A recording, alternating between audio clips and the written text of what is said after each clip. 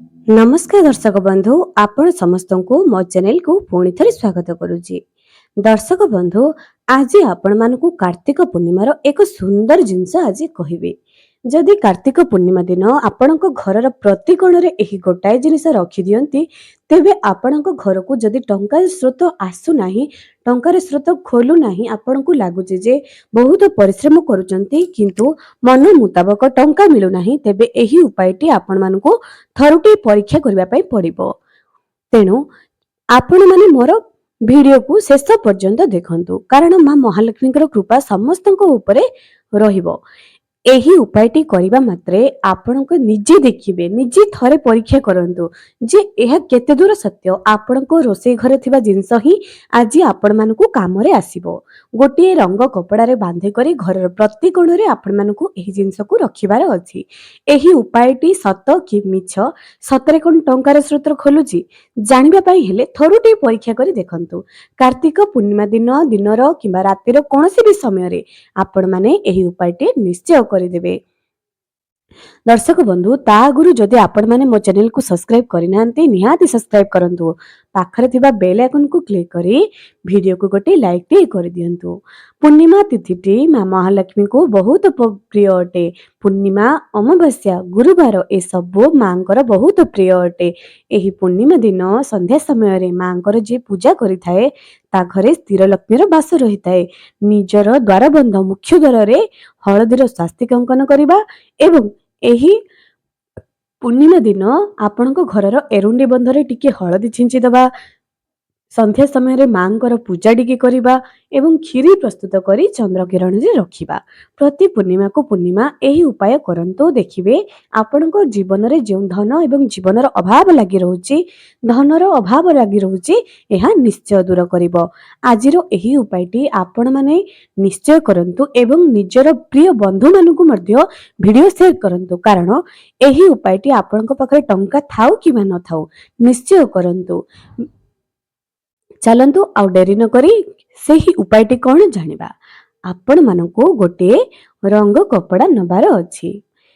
आपण मानकर जेतटी घर जे कोनोसी भी कोण रे आपनको रखिबार अछि। जेपर कि आपनकर बेडरूम आपण निजर खटर तळे गोटे कोण रे रखिबे किंबा आलमीरा किंबा आपनकर ड्रेसिंग टेबल सही कोण रे आपण मानकु रखिबार अछि।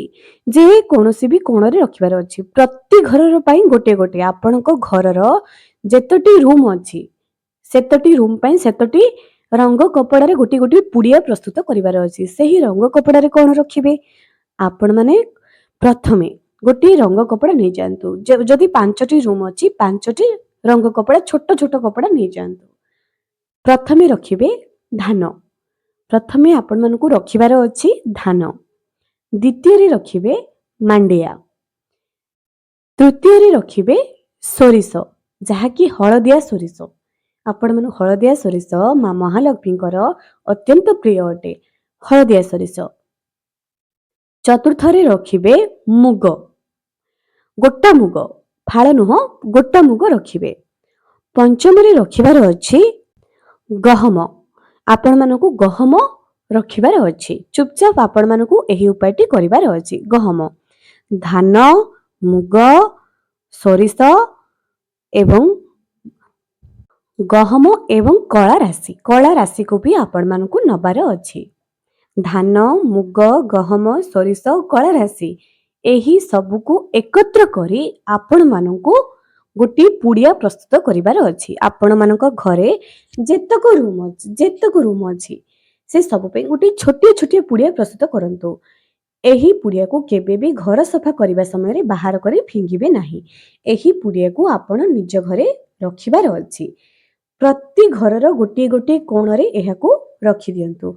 आपण माने निजे देखिबे टंका कुआडु न कुआडु आसुथबो। आज आपनकर बापा गिफ्ट हिसाब रे देले आपण घर काली सासु घर किछि मिली गला किबा आपनको भाई देले स्त्री देले स्वामी देले कुआडु न कुआडु आकस्मिक भाव रे आपनको टंकार स्रोत निश्चय आसीबो।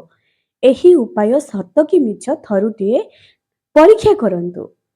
काली ही करंतु पूर्णिमा जहा कि बहुत शुभ दिन अछि। निश्चय एही उपायटी आपण माने थरुटे परीक्षा करिके देखंतु। ନିଜ ଘରର ପ୍ରତି ରୁମ୍ରେ ଏହି ପୁଡ଼ିଆକୁ ଆପଣମାନଙ୍କୁ ରଖିବା ପାଇଁ ପଡ଼ିବ। ଏହା ଥିଲା ପ୍ରଥମ ଉପାୟ। ମା ମହାଲକ୍ଷ୍ମୀଙ୍କୁ ଏହି ଜିନିଷ ସବୁ ବହୁତ ପ୍ରିୟ ଅଟେ। ମା ମହାଲକ୍ଷ୍ମୀଙ୍କୁ ଅନାଜ, ଯାହାକୁ ଆମେ କହିବେ ଯେପରିକି ମୁଗ ପକାଇବା, ବିରି, ଯେଉଁ ଘରେ ବହୁତ ଅନାଜର ଆଦାନ ହୋଇଥାଏ, ଅର୍ଥାତ୍ ଆମେ ଧାନ, ଗହମ, ମାଣ୍ଡିଆ ଏସବୁ ଯେଉଁମାନେ ଅମଳ କରିଥାନ୍ତି ଚାଷୀ, ମାଙ୍କୁ ବହୁତ ପ୍ରିୟ ଅଟନ୍ତି। ଥରୁଟିଏ ମା ଗୋଟିଏ ଚାଷୀର ଘରେ ସୋରିଷ ଫୁଲର କ୍ଷେତ ଦେଖି ମା କ'ଣ କରିଥିଲେ, ସେହି ଘରେ ରହିଯାଇଥିଲେ, ସେହି ଚାଷୀଙ୍କ ଘରେ ରହିଯାଇଥିଲେ ଝିଅ ହିସାବରେ। ଏବଂ ଯେତେବେଳେ ମାଙ୍କୁ ନେବା ପାଇଁ ସ୍ୱୟଂ ନାରାୟଣ ଆସିଲେ, ସେତେବେଳେ ମା ମହାଲକ୍ଷ୍ମୀ କହିଥିଲେ, ଯିଏ ମୋର ପୂଜା କରିବ ମୁଁ ତା ଘରେ ସ୍ଥାୟୀ ଭାବରେ ବାସ କରିବି। କାରଣ ମା ମହାଲକ୍ଷ୍ମୀଙ୍କୁ ବହୁତ ପ୍ରିୟ ଅଟେ ଆଖୁ, ସୋରିଷ, ଏରା ବହୁତ ପ୍ରିୟ ଅଟେ। ଯାହା ଘରେ ବି ମା ଦେଖନ୍ତି ରହିଯାଆନ୍ତି। ତା ସହିତ ଆପଣ ନିଜ ଘରକୁ ସଫାସୁତୁରା ବି କରିବା ପାଇଁ ପଡ଼ିବ ଏବଂ ତା ସହିତ କର୍ମ ବି କରିବା ପାଇଁ ପଡ଼ିବ। କର୍ମ ବିନା କୌଣସି ବି କାର୍ଯ୍ୟ ସମ୍ଭବ ନୁହଁ। ତେଣୁ କର୍ମକୁ ପ୍ରଥମ ପ୍ରାଧାନ୍ୟ ଦେବା ଦରକାର। ତା ସହିତ ଯେହେତୁ କାର୍ତ୍ତିକ ପୂର୍ଣ୍ଣିମା ଅଛି, ନିଜ ଘରକୁ ସଫାସୁତୁରା କରି ଘରର ପ୍ରତି କୋଣରେ ଗୋଟିଏ ଗୋଟିଏ ଦୀପ ନିଶ୍ଚୟ ପ୍ରଜ୍ୱଳିତ କରନ୍ତୁ। ଏହି ଉପାୟ ଆପଣମାନେ କରନ୍ତୁ। ନିଜେ ଆପଣମାନେ କହିବେ ଯେ ଆପଣଙ୍କ ଘରକୁ ଟଙ୍କାର ସ୍ରୋତ ଖୋଲୁଛି କି ନାହିଁ, କୁଆଡ଼ୁ ନା କୁଆଡ଼ୁ ଅର୍ଥ ନିଶ୍ଚୟ ଆସିବ। ଯଦି ଆପଣ କିଛି ଗୋଟେ ଅନଲାଇନ୍ କାମ କରୁଛନ୍ତି, ତାହା ହେଉନାହିଁ, ଏହାକୁ କରନ୍ତୁ, ନିଶ୍ଚୟ ଟଙ୍କାର ସ୍ରୋତ ଖୋଲିବ। ହଁ ଆଜ୍ଞା, ଏହା ସବୁଠାରୁ ଲାଭକାରୀ ଉପାୟ ଅଟେ। ଆପଣଙ୍କ ଜୀବନର ଯାହା ବି ବ୍ଲକେଜ ଟଙ୍କା ରହିଯାଇଛି, ଯାହା ବି ଟଙ୍କା ରହିଯାଉଛି ଆସୁନି, ନିଶ୍ଚୟ ମା ଲକ୍ଷ୍ମୀଙ୍କର କୃପା ଆପଣମାନେ ପାଇପାରିବେ। ଏବଂ ପୂର୍ଣ୍ଣିମା ଅଛି, ଲକ୍ଷ୍ମୀ ନାରାୟଣଙ୍କର ପୂଜା ଜମା ବି ଭୁଲନ୍ତୁ ନାହିଁ। ଏହା କରିବା ସହିତ ଲକ୍ଷ୍ମୀ ନାରାୟଣଙ୍କର ପୂଜା ନିଶ୍ଚୟ କରନ୍ତୁ। ଦର୍ଶକ ବନ୍ଧୁ, ପୂର୍ଣ୍ଣିମାର ଆହୁରି ବହୁତ ସାରା ଭିଡ଼ିଓ ମୋ ଚ୍ୟାନେଲରେ ପାଇପାରିବେ। ତା ସହିତ ବର୍ଷ ସାରା, ମାସ ସାରା ଆପଣମାନେ ଧର୍ମ ଅର୍ଜିଛନ୍ତି। କେବଳ ପୂଜା ପାଠ କଲେ ଆମେ ଭଗବାନଙ୍କର କୃପା ପାଇପାରିବା ତାହା ନୁହଁ। ଆପଣମାନଙ୍କୁ କ'ଣ କରିବାର ଅଛି, ଏହି କାର୍ତ୍ତିକ ପୂର୍ଣ୍ଣିମା ଦିନ ଗରିବ ଅସହାୟ ବ୍ୟକ୍ତିଙ୍କୁ କମଳ ଦାନ ଦିଅନ୍ତୁ, କିଛି ଖାଦ୍ୟ ଦାନ ଦିଅନ୍ତୁ, ଅନ୍ନ ନିଜେ ରୋଷେଇ କରି ଦିଅନ୍ତୁ କିମ୍ବା ଦେଇକିରି ଦେଇ ଦିଅନ୍ତୁ, କିନ୍ତୁ ଦିଅନ୍ତୁ, ଅନ୍ନ ଦାନ ନିଶ୍ଚୟ କରନ୍ତୁ। ତାପରେ ଉପାୟଟି ଏଇଆ ଅଟେ ଯେ ଆପଣମାନଙ୍କୁ କ'ଣ କରିବାର ଅଛି, କିଛି ପାଚିଲା ଫଳ ବି ଗରିବ ଅସହାୟ ବ୍ୟକ୍ତିଙ୍କୁ ଦାନ ଦେବାର ଅଛି। ତା ସହିତ ଚପଲର ଦାନ ମଧ୍ୟ କରନ୍ତୁ। ଯେହେତୁ ଶୀତ ଦିନ ଆସୁଛି, ଶୀତ ବସ୍ତ୍ର ଦାନ କଲେ ଆପଣମାନଙ୍କର ଜୀବନରେ ଯାହା ବି ସମସ୍ୟା ଥିବ ନିଶ୍ଚୟ ଦୂର ହେବ। ଭଗବାନଙ୍କର ପୂଜା କରିବାଠୁ 100 ଗୁଣ ଭଲ ଭଗବାନଙ୍କର ପୂଜା କରିବା, ଭଗବାନଙ୍କର ସାନ୍ନିଧ୍ୟ ପାଇବା ବହୁତ ଭଲ ଅଟେ। ତା ସହିତ ଆମର ଯେତିକି ସମ୍ବଳ ଅଛି, ଯଦି ଆମେ ଗରିବ ଅସହାୟ ବ୍ୟକ୍ତିଙ୍କୁ ସାହାଯ୍ୟ କରିବା, ନିଜ ମନରୁ ସାହାଯ୍ୟ କରିବା, ତେବେ ଆମ ଜୀବନର ସମସ୍ୟା ନିଶ୍ଚୟ ଦୂର ହେବ। ଆମେ କାହାର ପେଟ ପୋଷୁଛେ, ବିନା ସ୍ୱାର୍ଥରେ କରନ୍ତୁ, ଦେଖିବେ ଆପଣଙ୍କର ଜୀବନର ସବୁ ସମସ୍ୟା ଧୀରେ ଧୀରେ କରି ଦୂର ହୋଇଯିବ। ଏବଂ ଗୁରୁଜନଙ୍କର ଆଶୀର୍ବାଦ, ଅସହାୟ ବ୍ୟକ୍ତିଙ୍କର ଆଶୀର୍ବାଦ ମଣିଷ ପାଇଁ ଏତେ ଦରକାର ହୋଇଥାଏ, ଅସମ୍ଭବ କାର୍ଯ୍ୟ ବି ସମ୍ଭବ ହୋଇଥାଏ। ତେଣୁ ଆପଣମାନେ ଏହି ଉପାୟଟି ନିଜ ଜୀବନରେ ନିଶ୍ଚୟ କରନ୍ତୁ। ଦର୍ଶକ ବନ୍ଧୁ, ମା ମହାଲକ୍ଷ୍ମୀଙ୍କୁ ପ୍ରସନ୍ନ କରିବାର ବହୁତ ସାରା ଟିପ୍ସ ମୋ ଭିଡ଼ିଓରେ ଆପଣମାନେ ମୋ ଚ୍ୟାନେଲକୁ ଯାଇ ପାଇପାରିବେ। ଏବଂ ବାସ୍ତୁ ଟିପ୍ସ, ବାସ୍ତୁ ପ୍ଲାନ, ୟା ଉପରେ ବି ଅନେକ ଭିଡ଼ିଓ ମୋ ଚ୍ୟାନେଲରେ ପଡ଼ିଛି, ଯାହାକି ଲୋକମାନେ ବହୁତ ଭଲ ପାଇବା ଦେଇଛନ୍ତି। ଆପଣମାନଙ୍କର ହୁଏତ କେଉଁ ଭିଡ଼ିଓ କାମରେ ଆସିପାରେ, ଥରୁଟିଏ ମୋ ଚ୍ୟାନେଲକୁ ଯାଇ ଭିଜିଟ୍ କରନ୍ତୁ।